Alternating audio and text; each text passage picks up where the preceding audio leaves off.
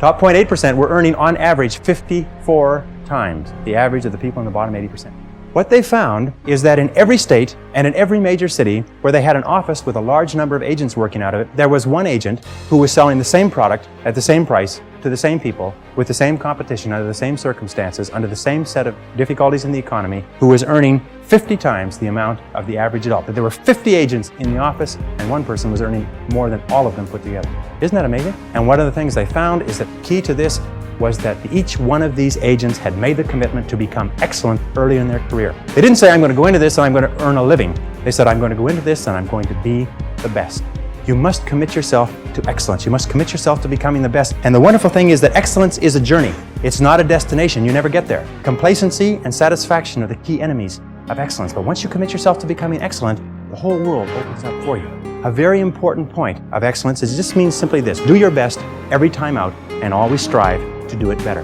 Do your best every time out and always strive to do it better. Remember, it's usually the last 5 or 10% of any job or project that makes all the difference. And what we do is we get to 90% done and then we start to drag our heels. We start to put the paperwork aside. We start to think of excuses. We start to do what is fun and easy rather than what is hard and necessary. And if you're going to do anything at all, the only time you're going to get any joy out of it is if you do it well. You see, when we do something well, it gives us a feeling of self-esteem and pride. We feel like a winner. But if we do things in an average way, it doesn't give us anything.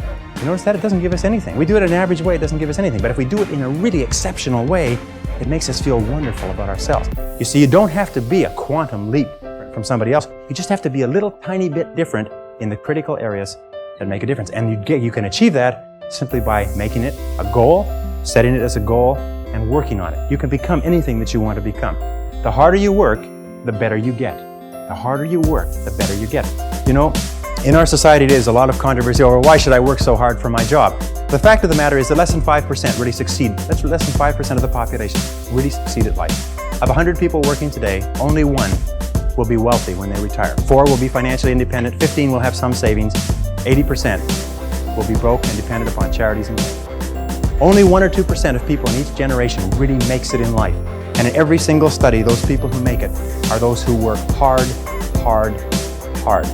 And if you think that it's hard to be successful, try being failure. Try coming to the end of the trail with no money, dependent upon pensions, and you don't know what hard is until you try living like that. But if you work hard, the average self-made millionaire in America works 12 to 13 hours a day, works about 60 to 65 hours a week.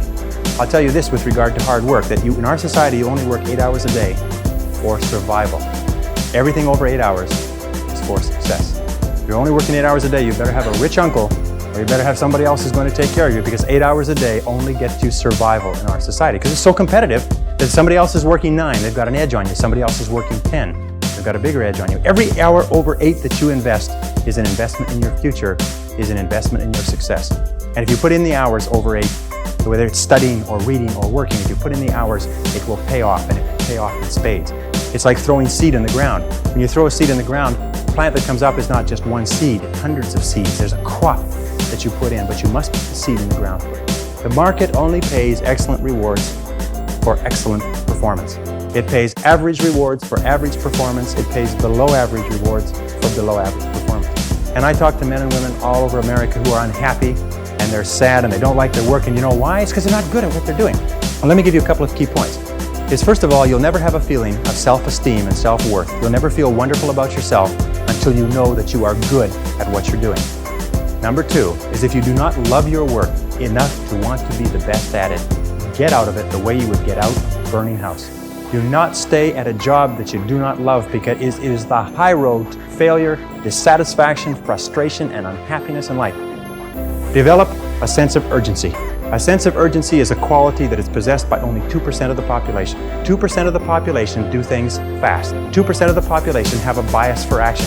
Imagine if you owned a company and you had 2 people in the company, and both of them were reasonably well talented, both of them were doing reasonably well, except one person had a sense of urgency and did things fast. And every time you give them something to do, they took it and they ran with it like a ball player catching a fumble and running for the goal line. The other person got to it after lunch, or maybe next Monday, or no rush, week's almost over, Thursday afternoon, so on.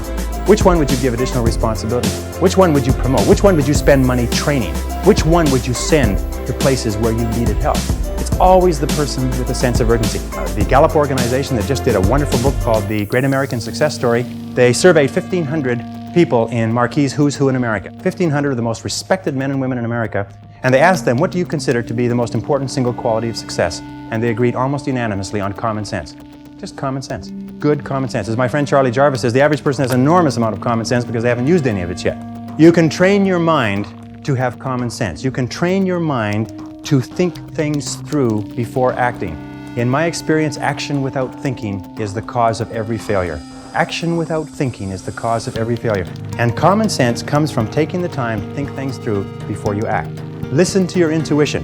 Your intuition is one of the best guides that you possibly have. You know from some of the other work that we've done is that each person has inside them an intuitive sense which will always give you the exact right answer for you. They've done some studies between men and women when they test women's intuition. You've heard of women's intuition? Everybody's heard of women's intuition? They find that when you give men and women tests and they're asked to answer on the basis of their intuition, men's intuition is equally as accurate as women's intuition. The only difference is that in real life, women have the intelligence to listen to their intuition, which is why they're smarter than men.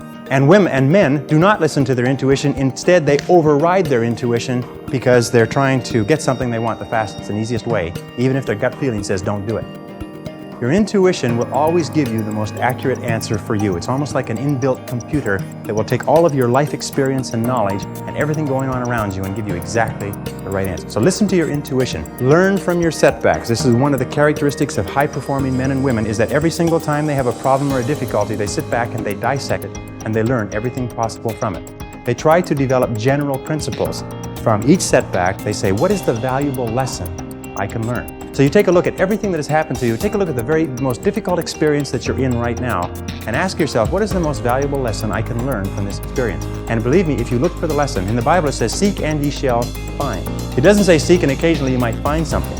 It says seek and ye shall find if you look for the valuable lesson or the seed of an equal or greater advantage or benefit. In every difficulty, you will find it. It's always there. And I love the line from Socrates that says, the unexamined life is not worth living, which means that a life where you do not take the time to reflect on your experiences. Aristotle said that wisdom is an equal measure of experience plus reflection.